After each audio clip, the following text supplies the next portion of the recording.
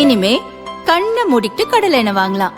ஏன்னா மந்த்ரா கடலை எண்ணெய் இதயத்தின் தயாரிப்பு. வறுக்க பொரிக்க ஏன் எல்லா சமையலுக்கும் மந்த்ரா தான். மந்த்ரா கடலை எண்ணெய், அபார ருசி, ஆரோக்கியமான உடல் நலம்.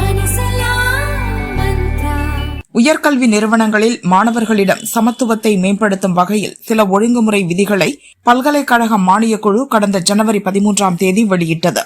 நாட்டின் அனைத்து உயர்கல்வி நிறுவனங்களுக்கும் இவ்விதிகள் பொருந்தும் என அறிவிக்கப்பட்டது. 2012 வெளியிடப்பட்ட விதிகளுக்கு மாற்றாக புதிய விதிகள் கொண்டு வரப்பட்டன.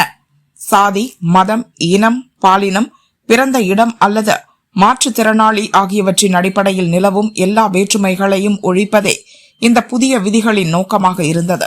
குறிப்பாக SC, ST, OBC வகுப்பினர், பொருளாதாரத்தில் நலிவடைந்த பிரிவினர் மற்றும் மாற்றுத்திறனாளிகளுக்கு எதிரான பாகுபாடுகளை இந்த விதிகள் தடுக்கும் என தெரிவிக்கப்பட்டது. ஆனால் இந்த புதிய விதிகளுக்கு பொது பிரிவினர் மத்தியில் கடும் எதிர்ப்பு உண்டானது.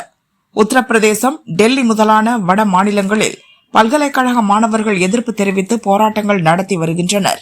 உத்தரப்பிரதேசத்தைச் சேர்ந்த பாரதிய ஜனதா கிசான் மோர்ச்சா துணை தலைவர் ஷியாம் சுந்தர் திரிபாதி புதிய UGC விதிகளுக்கு எதிர்ப்பு தெரிவித்த பிரதமர் மோடிக்கு கடிதம் எழுதினார். தனது பதவியை ராஜினாமா செய்வதாக கடிதத்தில் கூறியிருந்தார். UGC புதிய விதிகளை எதிர்த்து சுப்ரீம் கோர்ட்டிலும் வழக்குகள் தொடரப்பட்டன.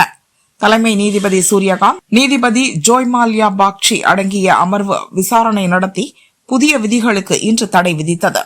இப்போதைக்கு 2012 UGC விதிகளே தொடரும் என்றும் உத்தரவிட்ட நீதிபதிகள் வழக்கு விசாரணையை மார்ச் 19 ஒத்தி வைத்தனர்.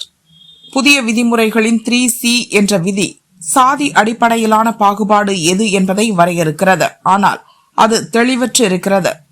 அதனால் அந்த விதியை தவறாக பயன்படுத்தக்கூடும் என கோர்ட் கருதுகிறது. எனவே அந்த விதி திருத்தப்பட வேண்டும். அதுவரை 2012 விதிகளே தொடரும் என நீதிபதிகள் கூறினர்.